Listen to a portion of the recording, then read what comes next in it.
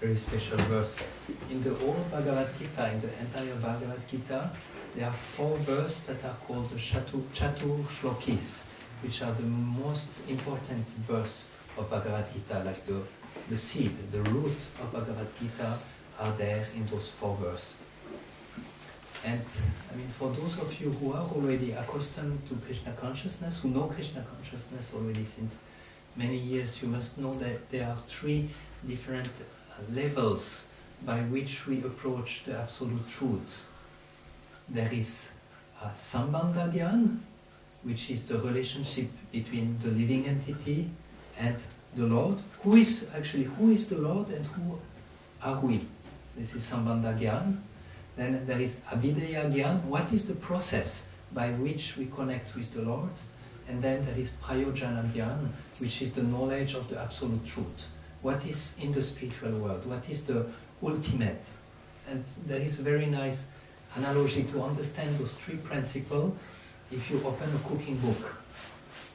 The first part of you will have the ingredients you need to have. So this is like Sambandha Gyan. And then you read, okay, you put this ingredient with that ingredient, how to do it. This will be Abhideya. And then you have the last one, you have it on the picture, is the final cooking, the meal which is done. So in devotional life we have those three aspects to understand the absolute truth. So those 4 verses of Chatushloki, if I'm right, I'm not 100% sure now, I think the first one is explaining Abhideya, Sambandha, who is God, who are we. The second one is explaining our relationship with the Lord, and the third one is explaining the spiritual world. So today we hear about that verse of how can we connect, what are the devotees doing in relationship with the Supreme Lord. For those of you who are scholarly inclined and know the Sanskrit, you can sing with me. Machchita matgata prana pado bodhayanta parasparam katashyantascha mam nityam tushyanti cha ramanti cha. So I'm saved, we don't have so many pandits today in the audience. It's hard, huh? Okay. It's fine, it's fine. Translation and purport by His Divine Grace, A.C. Bhaktivedanta Swami Srila Prabhupada.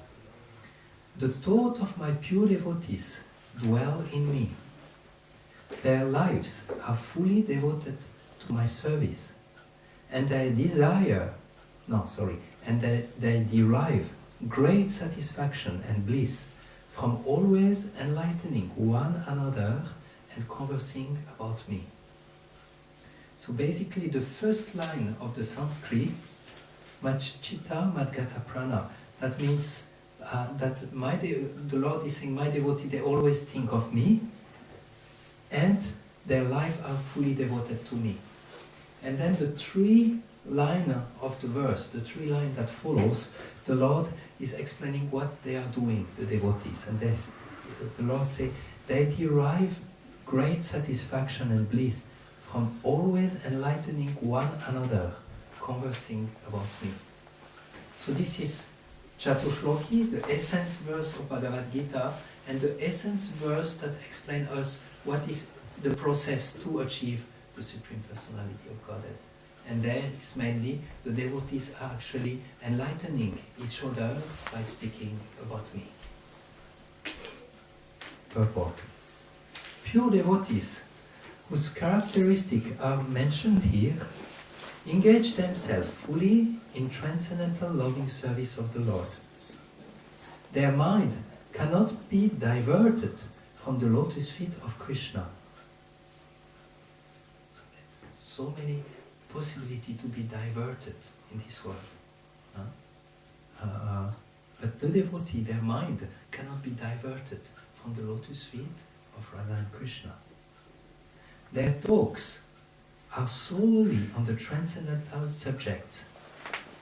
The symptoms of the pure devotees are described in this verse specifically. Devotees of the Supreme Lord are 24 hours daily engaged in glorifying the qualities and pastimes of the Supreme Lord.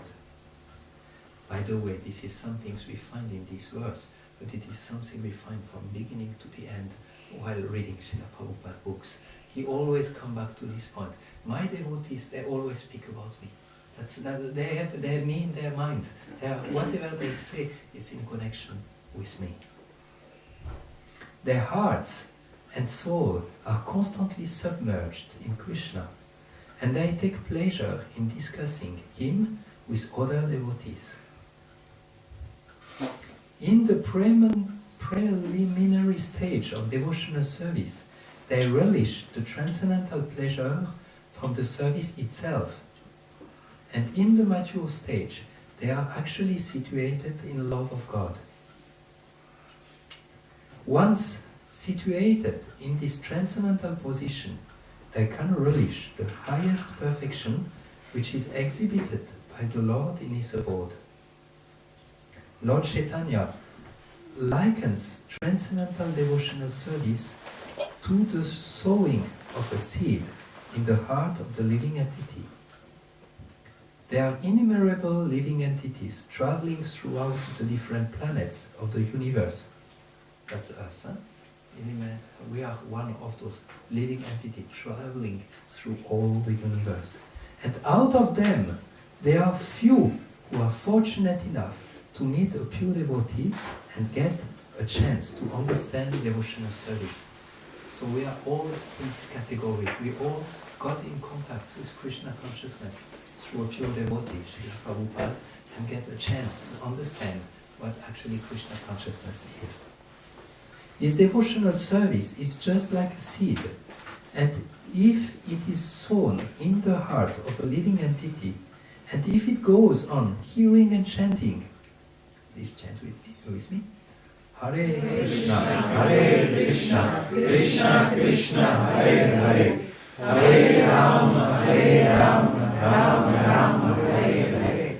Then that seed fructifies, just as the seed of a tree fructifies with regular watering. The spiritual plant of devotional service gradually grows and grows until it penetrates the covering of the material universe and enters into the Brahmajyoti effulgence in the spiritual sky.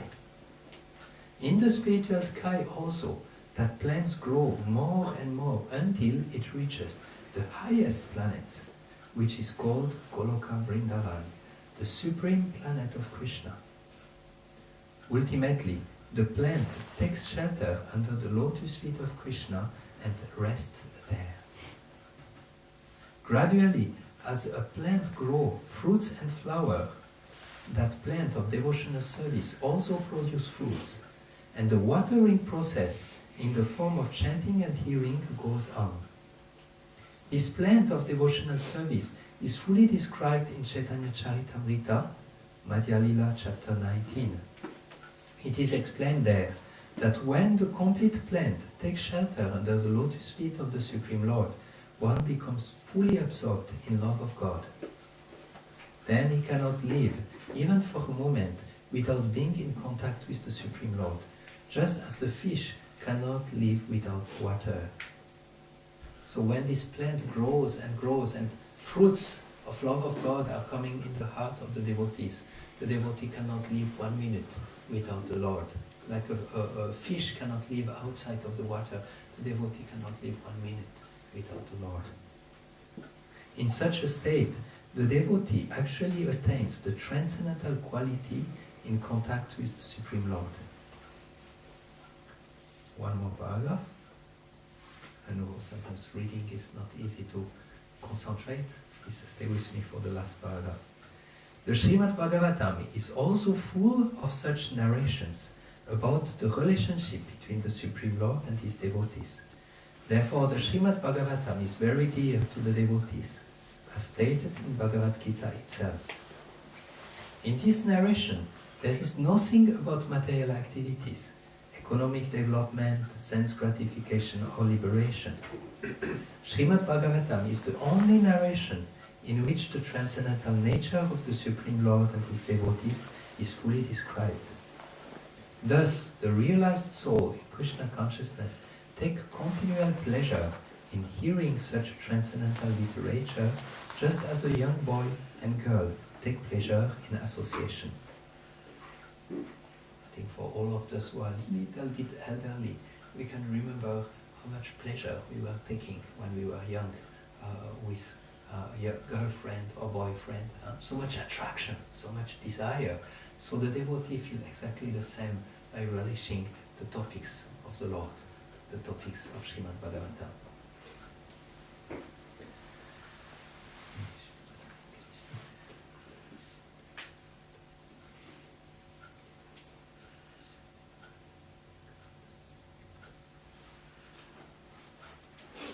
So today I choose this verse a little bit to underline the topic I would like to speak, which is about the devotees of the Lord, the Vaisnavas, which are very, very, very special personalities. Because most of you are already knowing Krishna consciousness, I feel it's a very deep topic, very, very special topic.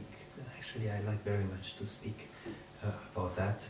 And very important, because often we are living close to the devotees, but we tend to think they are normal people. We tend to not value their persons so much. And in this lecture I want to bring the glories of the devotees, how special are those souls, and how we should take advantage of association with them to make spiritual development in our life. This is a very, very great secret. In devotional service, you will find sometimes hidden secrets, or open secrets even. Secrets that are open, that everyone can hear about that, everyone can know about that, but only few will actually really get it and really be able to use it. For example, one is the holy name. The holy name is given to everyone. Everyone gets the chance to chant the holy name, but only few will actually take it. And on those who will take it, only few will really learn how to chant it properly so that they can take the full benefit of it. So in the same way, with the service to the devotees is something we hear very often, but it's rare that we take that actually very seriously. This is something that's a shortcut. In this age we all want everything fast and everything easy. This is usually the modern age desire of people.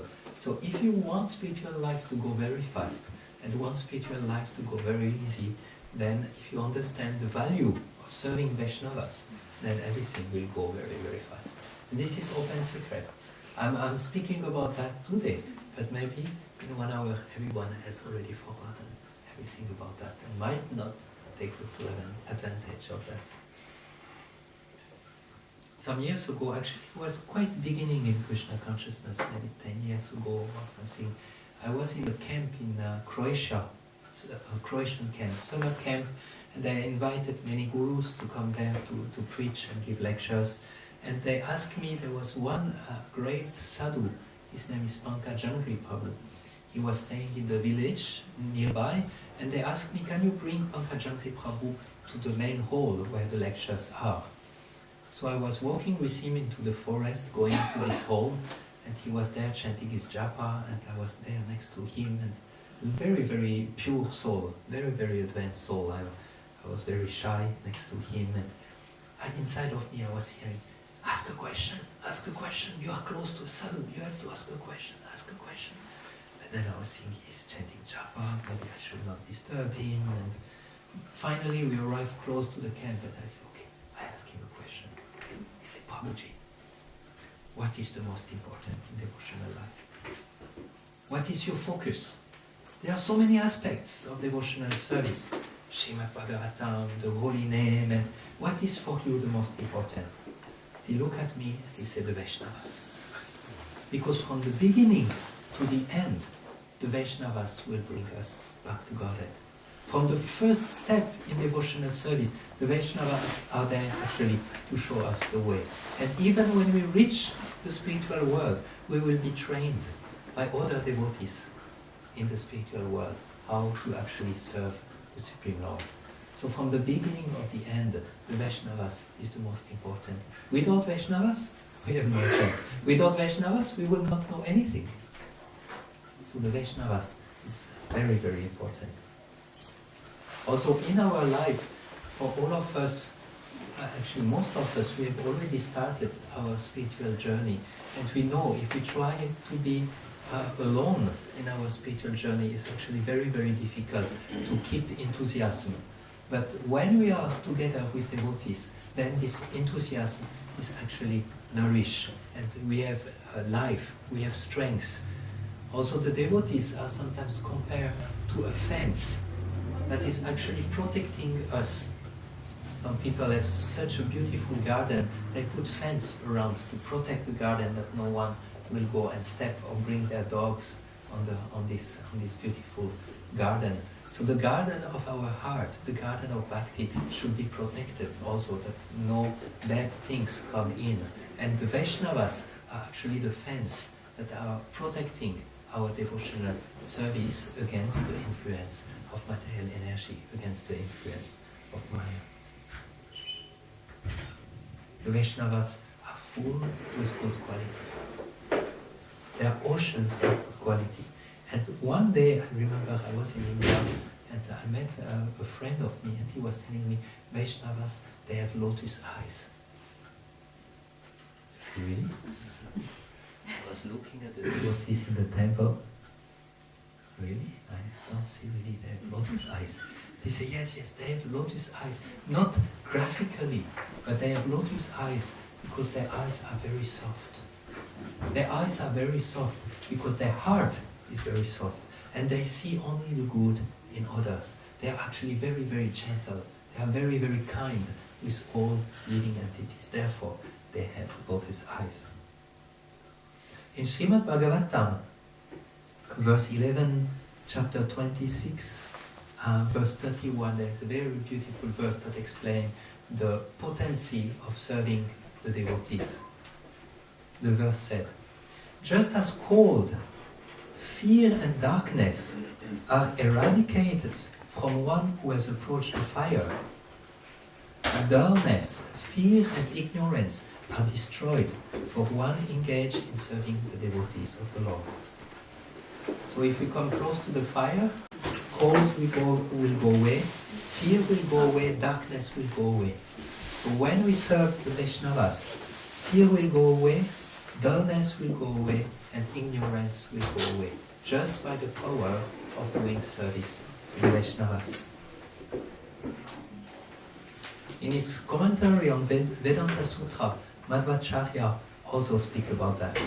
He said that for one who worship the devotees of the Lord, who serve them and hear from them, they will be protected for sure.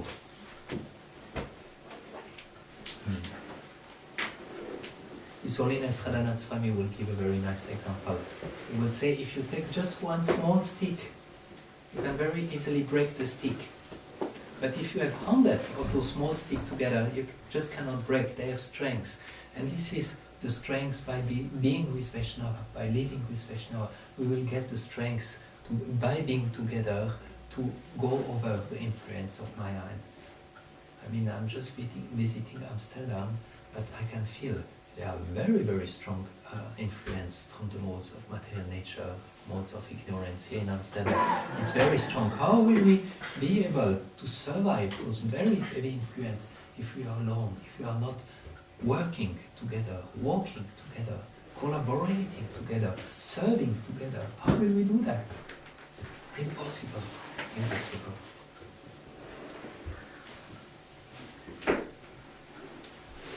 But for that, we have to understand this open secret. For that, actually, we need to develop ourselves in Krishna consciousness. The Shastra explain that different devotees have different level. They say there is the Kanishta Adhikari, the Madhyama Adhikari, the Uttama Adhikari. So the Kanishta Adhikari is the one in a very low state. And this one, the Kanishta Adhikari, he says, okay, God exists. God is there in the deity. I exist. So you see, I and God. This is the first level.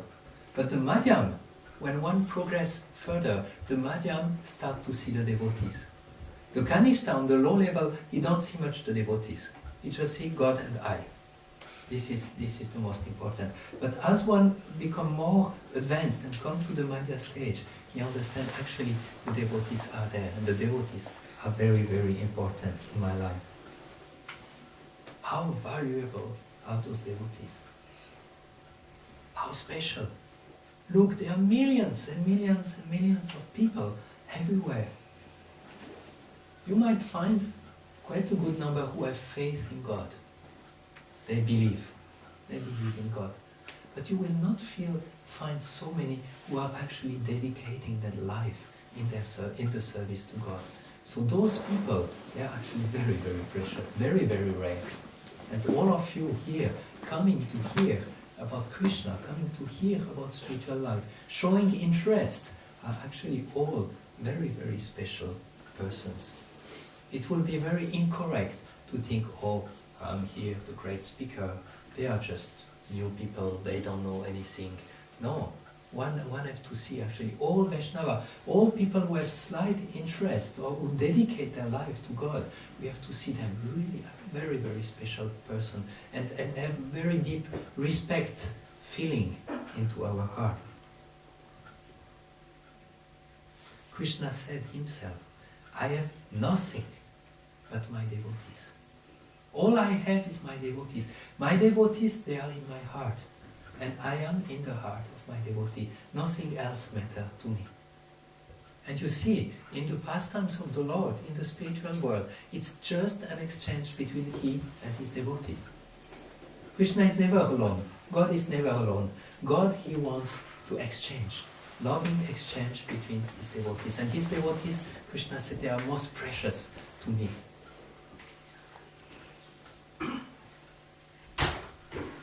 I'd like to tell you one story. It's a story of one devotee. His name was Kanchipuna. He was living in South India, and he was actually a very advanced soul. His service was to feign, like a fan, to feign his deity.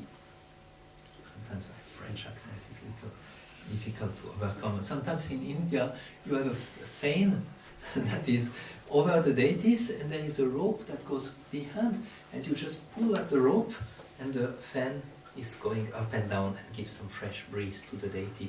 So Kanchipunam was there at the end of the temple and was fanning his deity Varadaraj. And he had developed a very, very intimate deity, relationship with his deity, that he could hear what the deities were saying. So he had this relationship, he could ask questions to the deity and the deity will give answer. And very soon it came out that the villagers heard that he had this ability to hear the deity. So the villagers, they came to Kanchipunam and they said, can you ask the Lord a question for me? Kanchipunam would say, yeah, okay, I can ask. And most of them, they were asking, please ask my Lord if I will go back to God at the end of this lifetime. So Kanchipunam was there, training this deity. My dear Lord, will Helko go back to Godhead? The deity would say, yes, he will. Good, good. So then Kanchipunam will approach the person and say, yes, the deity say you will go back to Godhead. But as people were asking like this and the deity will give answer, Kanchipunam started to develop a desire in his heart. What about me? Will I go back to Godhead or not? And he felt, oh, I'm so close to the Lord. I don't want to be selfish and to ask the Lord for myself. But all the time the question was in his heart. So one day as he was fanning, the Lord told him, Kanchipunam, do you have any questions that torment you? Kanchipunam said, yeah. What about me? Will I go back to Godhead after this lifetime? Varadaraj said, no. I thought I'm such a elevated devotee. I can hear the Lord. Why? Why will I not go back to Godhead at the end of this lifetime? And the deity, Varadaraj, said, you will not go back to Godhead because you are not serving my devotees. That was intense for Kanchipunam. He stopped his fanning service and started to think, how will I serve the Vaishnava? Actually, to serve the devotees is not something very cheap. One has actually to learn and to do it actually in a very good way so that it bears results. So Kanchipunam was thinking, okay, I have to serve the Vaishnava, but he had one problem. He was just such an advanced soul that no one wanted to accept service from him. So he was unable to serve anyone. No one wanted to accept service from him. So he disguised himself. He was dressed as saffron. He was like a sannyasi, like a renounced order. He dressed himself in white. He went to the village next to that place where he was living, and he saw Vaishnava, and he went and he asked, can I do some service for you? Can I do some service for your cows? So he was staying in this ashram, and for 1 month, 2 months, 3 months he was there serving that Vaishnava. And one day the monsoon came, his clothes became very, very wet, so he went in this small hut and changed himself, but he had only two sets of clothes, and the other was still saffron. And he changed, and when he changed, the farmer recognized Kanchipunam. He said, "Oh, you are Kanchipunam. Oh, I have accepted service from you." Oh. And then Kanchipunam went back to his deity, Varadaraj, and then it was clear. Varadaraj said, "Now you have served my devotees, you will go back to Bharat."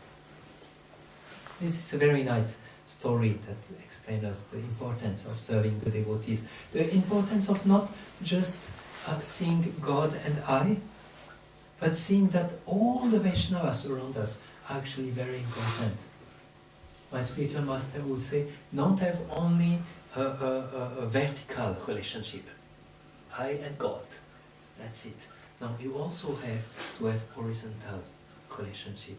And Lord Shiva speaks to Parvati, and he is telling Parvati that out of all the worship of the Supreme Lord is the most important. But then he said, even more important than the worship of the Supreme Lord is the worship of the Vaishnavas. He said one might serve the Lord and might please him or might not please him. 50-50. 50% chance you please him, 50% you don't please him. But if you please the Vaishnava, if you serve the Vaishnavas, 100% the Lord will be pleased with you. That's assured. Therefore, it's a very, very important secret. It's very, very deep. If we get it, if we work on that to serve and please the Vaishnavas, our spiritual life will go very, very, very fast. But at the same time, if we neglect that, and if we offend the Vaishnavas, or if we speak bad about the Vaishnavas, then our spiritual life will become extremely slow. Extremely slow. Like snail speed. Very, very slow. Sorry, I need to drink a little bit. And the point is so deep, I would like you to think a little bit the time I drink.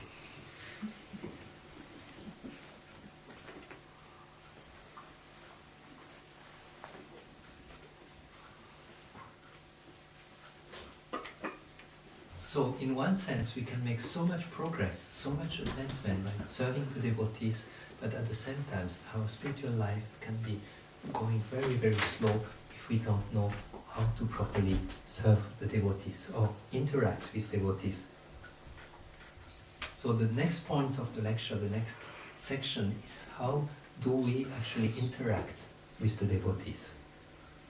In Chaitanya Charitamrita, Chaitanya Mahaprabhu explained that for those who knows how to interact with Vaishnavas, this interaction becomes a very beautiful ornament. Like we might have very beautiful necklace or ornaments. So for the one who knows how to deal with other Vaishnavas, this is becoming a beautiful necklace. And the Lord, actually I will read it. Mahaprabhu explained that the observance of Vaishnava etiquette is an ornament that makes the devotee beautiful and attractive in the eyes of Krishna and in the eyes of the world. So for one who learns to deal properly with the Vaishnava, the Lord will find him very beautiful. His ability to deal with other Vaishnava will become an ornament that will make him very beautiful. In the next hour of instruction, Rupa Goswami gives some more explanation. He said, anyone who chants the holy name, we should offer him respect. Anyone who is initiated into the line of Gaudiya Vaishnavas, we have to offer obeisances to him. And then he explained the quality of one to whom we have to associate and give service. One should associate with and faithfully serve that pure devotee. Who is that pure devotee?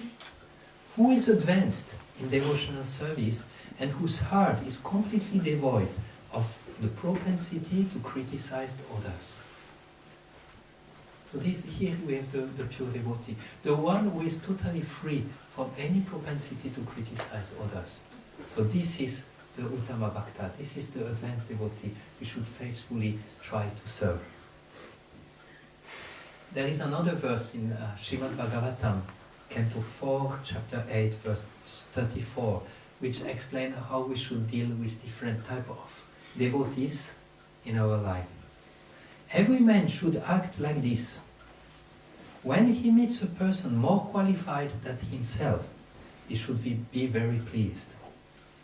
Often if we see someone more qualified, we feel very bad. Oh, he's better than me. Feel envious. Huh? But no. When we see someone more qualified than us, we should be very pleased. When we meet someone less qualified than us, he should be compassionate toward him. Not, he's so low, he's beginner, oh, he's doing so wrong, and do wrong. No, one will feel compassionate, actually, and will actually try to see how he can help him. And when he meets someone equal to himself, more or less the same degree of advancement, what will he do with him? Friendship. He will become friend. He will learn the art of friendship, becoming friend with the devotees. In this way, for one who follows this rule between those who are more advanced, less advanced, and equal, for one who follows that,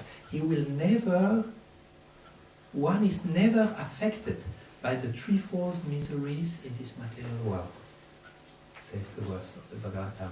For one who knows how to deal with this different type of person, he will never be afflicted by any suffering in this world. Wow. So all those dealings with Vaishnava should be imbibed with respect, without duplicity and without offenses. So actually the underlying point I want to bring in this lecture is that we learn to not see the Vaishnavas or saintly people as ordinary person. We have to see them with utmost respect. We have to understand that by their mercy we can make big advancement, and if we do something bad to them, we are actually, our spiritual advancement gets stopped. Therefore, I will speak a little bit now about the don't, and then about the do. So now it's become a little intense. My Gomaj will say, fasten your seatbelt, please. What is there that we should absolutely avoid to do with other Vaishnavas? Criticize. Criticize them. Very good. Before, when we criticize, it means we are already speaking out our mind. What is in our mind, we are telling it out. This is the criticizing. Even before speaking, what should we avoid in our mind? Judging. Judging. That's actually a very, very important point. One of my Shiksha Guru, Shankararanya Prabhu, he was always telling me, even Krishna do not judge anyone. Who are we ourselves to judge anyone, to make judgment? He is like this, he is like that. He is a pure devotee, or he is not a pure devotee. He is not a pure devotee, no need to come to his lecture. We just go pure devotee, you know. We judge. This devotee is like this devotee is like that. Judgmental, this is actually very much to be avoided. Criticism, judgmental, envy. Very, very often we are judgmental or we criticize because actually we are envious of them. This envy is inside of our heart. Do you know how Baladev Vidyabhushana defined envy? He said envy is to see fault in an ocean of good qualities. This is what is the definition of envy. Anyway, all those bad things that we might do in connection to the Vaishnava, it's called the mad elephant. I think most of you are aware of that. You have a beautiful rose garden, and there is one elephant that somehow drank something wrong and get mad and start to run into the garden and destroy everything.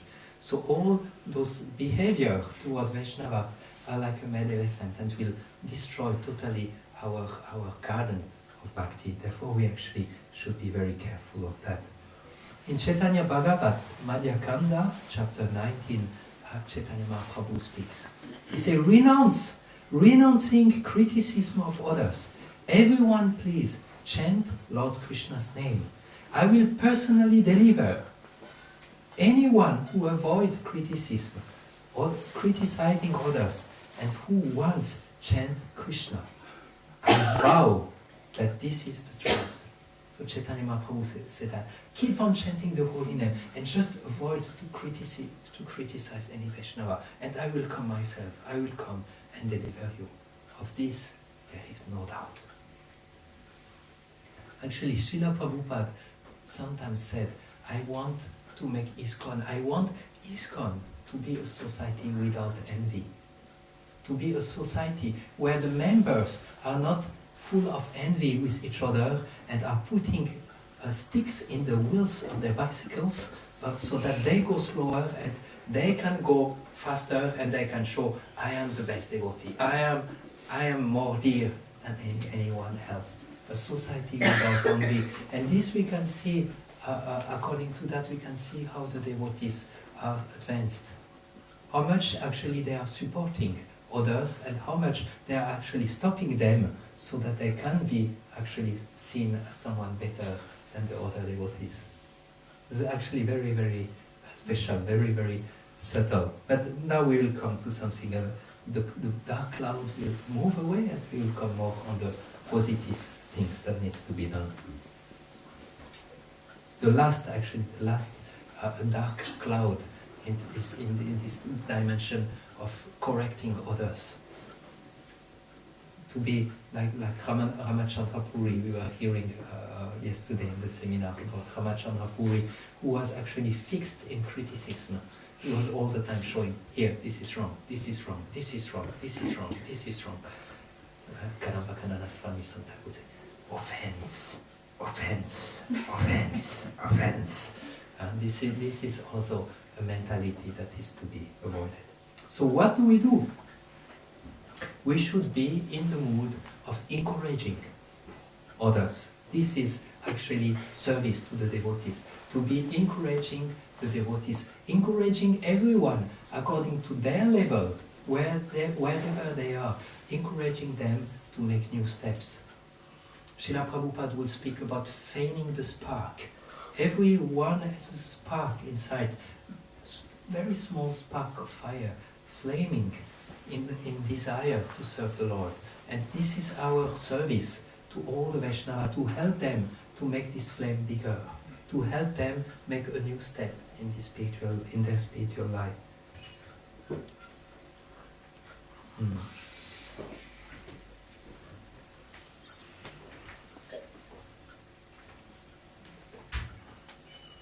I want to read, maybe one of my most beloved quote. This from Srimad Bhagavatam 11, Canto, chapter 3, verse 30 and 31. Srila Prabhupada, actually the verse explained from beginning to the end the journey of a devotee. One should learn how to associate with the devotees of the Lord by gathering with them to chant the glories of the Lord. So we have to learn how to behave with the devotees by coming together and chanting the glories of the Lord together. This process is most purifying. As devotees thus develop their loving friendship, so by chanting together, they will start to develop loving friendship between the devotees. Then they feel mutual happiness and satisfaction. And by thus encouraging one another, they are able to give up sense gratification, which is the cause of all suffering.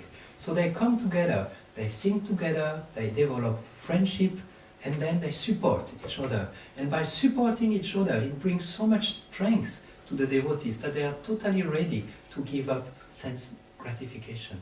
That's no anymore any value in their life. They get so much juice, so much happiness in supporting each other that all other things from the material world is totally gone. The devotees of the Lord constantly discuss the glory of Krishna amongst themselves. Thus, they constantly remember the Lord and remind one another of His qualities and pastimes. In this way, by their devotion to the principle of Bhakti Yoga, the devotee pleases the personality of Godhead, who takes away from them everything inauspicious. So by doing that, the Lord becomes so pleased, He takes away all inauspicious things away. Being purified of all impediments, the devotee awakened to pure love of God, and thus, even within this world, their spiritualized body exhibits symptoms of transcendental ecstasy, such as standing of the bodily hair on earth. So this is like the whole journey of spiritual life, from the beginning to the end. The devotees come together, they sing together, develop friendship, support each other, and by this support and friendship, they forget everything of this material world. They just speak about Krishna. All the time, speak and hear about His qualities, His pastimes. They get totally purified and in full ecstasy. The Lord take away all the inauspicious. Such a beautiful journey, and it makes this point that our journey home is not a journey where we are alone. It's a journey that we do that with the devotees. And when we learn this art of collaboration with the devotees, of being with the devotees, of supporting them, the Lord is just so happy. He's taking everything away. All impediments are taken away from us. When I was a young devotee, I would often visit New Mayapur. At that time I was not able to speak English, I was not able to speak German, so I had to go to the French part to have someone whom I could understand. And I was visiting often the New Mayapur temple, which is a big property into the land, but it was very, very difficult. Like some of our temples, very, very few members, very, very poor, very, very, one or two devotees taking care of a big, big building. And one of the sympathizants, one of the friends who was living outside, he had a desire, let me help the temple, I will make a small pamphlet to advertise our temple, because it's like a big castle, so that tourists will come and visit that. Now you might not believe, but it took to that devotee 1.5 years to make this pamphlet. I asked him, why did it take so long? And he said, I wanted to serve. I wanted to serve the deities. I wanted to serve Prabhupada. I wanted to serve the devotees. And I was approaching the devotees to ask them for help to do this pamphlet. But the devotees were so expert to all the time bring resistance to my project. Very interesting. And sometimes we see devotees have so much enthusiasm to do a service or another, and the older devotees say, come on, it will not work, we have tried already, it's useless, don't do that. Sometimes we are putting, instead of supporting others in their service to Krishna, we often actually put some blocks and some resistance to their own service. So this is actually a very, very important point, that we always are in this mood of supporting the devotees in this service. Obviously, we have to keep a good line. Some might have really crazy ideas that cannot be supported. That can also happen. But in general, we should be in a supportive mode to the devotees. Karunanitai Gaurachandra ki jai.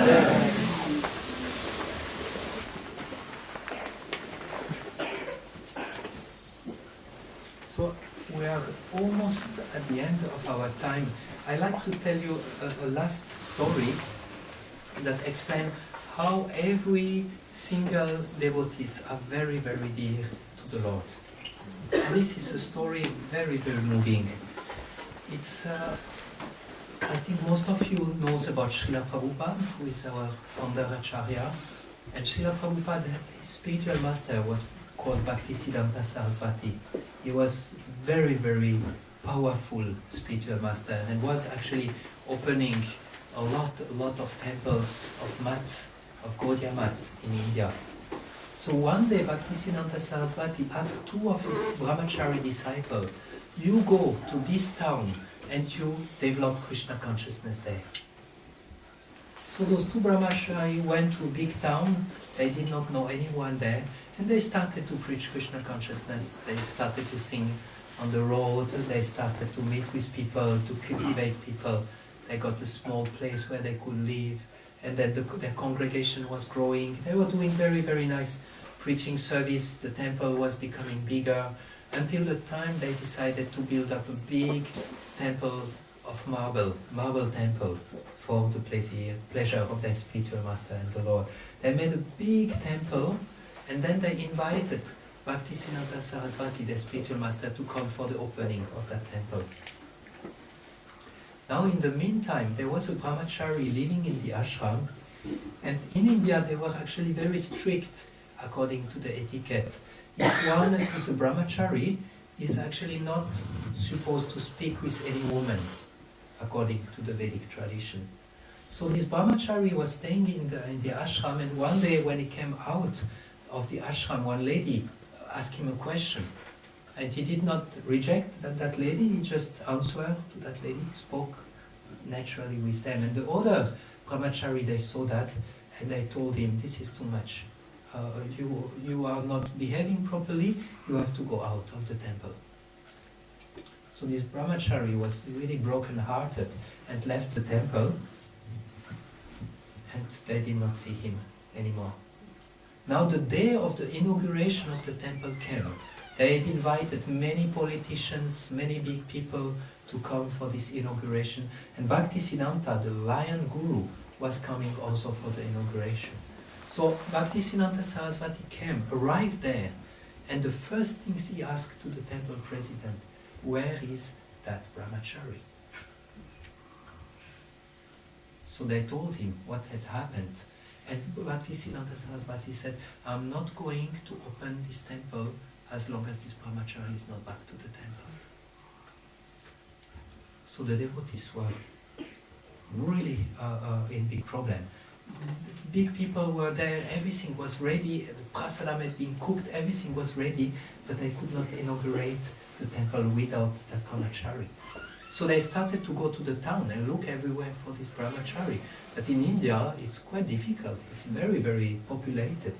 But one of the brahmachari of the ashram remembered that this particular brahmachari had the ability to repair watch. He knew how to do that. So they decided to go to every single watch shop and see if maybe he had found some job that was working in one of those. And in one of those shops, they asked the boss, and the boss said, go behind and look, maybe the person you look is there. So they went behind, and they found the brahmachari repairing watch. And when the brahmachari saw them, he was crying. He was crying, you found me, you came back to me to look for me. And then they told him, Bhaktisiddhanta is here, and he's not going to open our temple unless you are back to the temple. So the brahmachari was melting and went back to the temple, and the inauguration was possible to be done. So this is really amazing pastimes that took place. How could Bhaktisiddhanta Saraswati remember that brahmachari or know anything about what happened with the brahmachari? But he knew that and wanted to show that every single Vaishnava, every single devotee is very, very dear to the Lord. So today, that was a little bit what I tried to do, because many of us, we are devotees already since some years. Many of us, we are often with devotees, living with devotees, associating with devotees. I wanted to make the point how valuable it is to have devotees around us, and how much we should treasure the possibility to be with devotees. This is what will make our life go very fast, our spiritual life go very fast. But if we take that casually, if we think they are just normal people and speak bad about them, or are envious of them, or criticize them, then our spiritual life goes also very, very, very soft. So in this lecture I wanted to remind myself first, and help all of you also that you are in this service mood, that you are not just like ordering others or telling them what they are supposed to do, but to help others means we have to be genuinely interested of them. It's not easy to just to go to people and tell them you do that wrong, you do that wrong, you do that wrong. What we have to learn is to be empathic is to listen from the devotees, to be interested how they are really doing. And then from that, we go to the Lord and we pray to the Lord, please help me, help that person. Please help me find the proper way that will encourage that person to go on. Sometimes we make so much effort to encourage people in spiritual life, and some others come and they just destroy them in 2 minutes by telling, no, wrong. We have to be actually so sensitive to help someone to become a devotee. We have to be so genuinely willing to help them. It's not our ego that I know so much, I'm a great person and I will show everyone how good I know. It's nothing about that. It's actually compassion, it's actually tenderness of heart. It's actually looking how we can support and help everyone to make a step forward. Do you have any half a second question? Yes, Prabhu, you were saying that actually a Vaishnava is something which is very rare. And so my question is, how is it possible that there are Anantakoti Vaishnavas and yet our temple is not filled up with devotees? Because the concept of a Vaishnava should be actually that everyone is a devotee of the Lord. Mm-hmm. So Anantakoti Vaishnavas are around us, but our temple is not filled up with Vaishnavas. So what is it with this Vaishnava? There are manifested Vaishnavas and unmanifested Vaishnavas. Everyone is a Vaishnava, but many are not yet, did not get it yet. They did not understand yet that they are also devotees of the Lord. Originally we are all devotees of the Lord, but most have forgotten that. In the street, no one knows that they are all. Everyone is a servant of the Lord. Everyone in that sense is a Vaishnava, but they have forgotten. Yeah. And it's not easy in this Kali Yuga to revive this consciousness, and especially in the West, in India or like this, people have much more understanding. But it's Kali Yuga is strong. Kali Yuga is very encouraging. Yeah. Let's say like that. I really appreciate your speech today. But this speech brought me to problem with myself about since what I was doing the last 3.5 years. I was taking care of a lower soul in this life and an extremely intelligent soul in the same time. But the drug addiction took the soul out. Mm-hmm. So you see, a certain moment I sent him out of my life because I couldn't function anymore. Mm-hmm. But that now is the whole of the pain. What is my problem now the last few days is that I feel the sending away. And now you coming to this knowledge of today. Mm-hmm. So how I have to couple with that, because I never want to send him, but it was impossible to live with this person anymore. You know? Yeah. And so I feel actually, I'm great that I listen this. I know always that I won't need to serve anyone around, but there's some people who know my problem, yeah, but I think it bring me in very much I can bad understand. feeling with myself, actually. I can understand, and I think I have a very good answer for you. And thank you so much for bringing this point, because it's a very important point I should have also mentioned into the lecture. See, to help a person is actually not really us who can do it. To help a Vaishnava, especially for a person who is in so much difficulty with drug addicts, or in this type of sense, it's very, very difficult with your own strength to help such a person. And actually, to help anyone, we should always actually pray to the Lord, that the Lord use us or use someone else to help that person, but we should always understand, if we want to help anyone, we cannot do it on our own.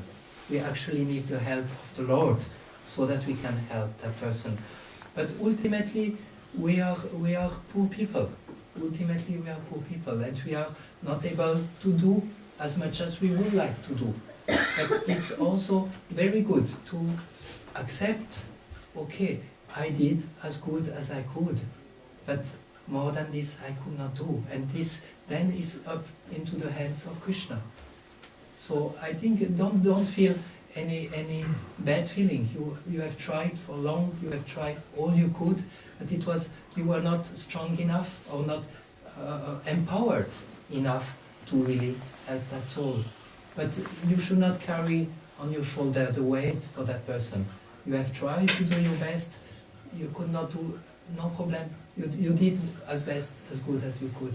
And this is what the very good point that you bring out. Actually, we have to understand that we cannot help others so much ourselves. But Krishna can help others, and Krishna will hear our prayers. And we can actually pray to Krishna is sometimes much more effective than to try to help them directly on our own without actually the help of Krishna. So don't worry for that. You at least try for a good amount of time. You did your best. Don't worry for that. Yeah. You were saying how we should not judge. This is an advanced devotional couple class, and this one is not. I should have one honor. At the same time, we have to discriminate, right? Yeah. These are different. The devotees, and accordingly, we behave different. I mean, we do different things. Yeah. So how do you reconcile this? Yeah, that's a very, very good question. In one sense, we should not judge them, but at the same time, we have somehow to put more or less some judgments to see with whom we should associate, and like this, very, very good. I think we should discriminate between the different type of Vaishnavas, but without judging them. We should have a look and see, okay, this devotee, I mean, in one sense it is said that only when you are a pure devotee, you can see who is a pure devotee. As long as you are not a pure devotee, you cannot say this one is pure or this one is not pure. But you can still have a certain judgment according to the behavior. For example, there was this devotee, the one to whom we should associate is the one who never criticizes anyone. So when we have devotees like this who never criticize anyone, who are gentle, who are speaking about Krishna, so we know, okay, with those one we have to associate. Now when we see other devotees who might not have maybe a proper attitude, who are maybe getting angry, or who are dealing in an improper way with others, we should not judge them and put them into the garbage can. Okay, they are finished, they are stupid, but we might try to think about it and see how can I maybe do something to help them and encourage them. So there is like a certain type of discrimination we have to do according to the different devotees that are there, but then we should not, those who are lower, put them under the ground and finish them, but we should always, the discrimination we will do will not be there to show our supremacy over them, but the discrimination we will do is actually how we can help them to make more advancement. And often the difficulty is between equal. The more advanced, okay, it's clear they are much more advanced. Hare Krishna, we are respectful, we ask questions. The young one, they just came to the temple, okay, they are young, let me be compassionate. But with the equal, those who are more or less the same times of year in Krishna consciousness than us, then that's a little bit more difficult. Actually, the ratio that is given is one should try 20% to associate with junior, 20% with senior, and 60% with equal. So it's actually get quite challenging with equal, because most of the time we will say, yeah, we are equal, but actually I'm a little senior. So this is actually the place where it's the most difficult to deal. And in that case, we should always see others as Prabhus. We should always see actually the others, my master, I am their servant. We should always put ourselves into a humble place. But it's a little bit sensible. We have to see who are there, and some devotees we have even to sometimes avoid association because they might be very critical or things like this. We have to discriminate, but we should not put them down. We should still use this discrimination and use our intelligence, how we can help everyone and how we can support everyone. As good as I could reconcile to the And two. as far as hearing from devotees, Yeah. like classes, Mm-hmm, mm-hmm.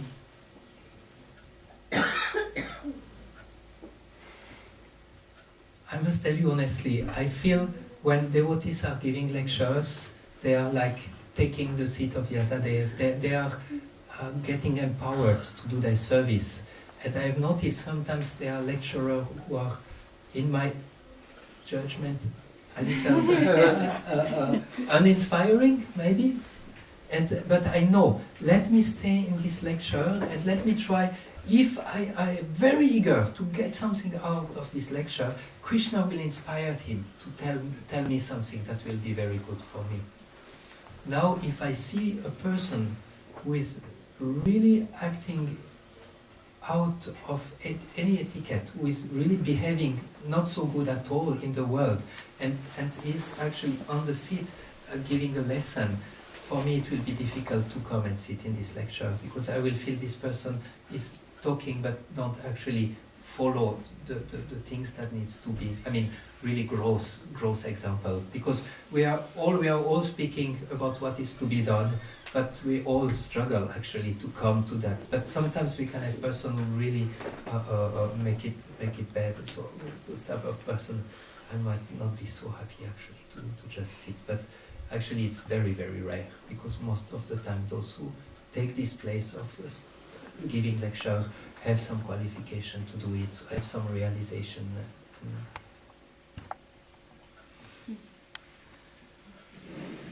Good. So sorry that I took it a little longer. We will have now Gaurahari, and after Gaurahari, an excellent festival feast. Thank you so much for your attention. It was a pleasure to do a little service in Amsterdam. Srila Prabhupada ki Jai! Please praise Gaurahari Prabhu ki Jai!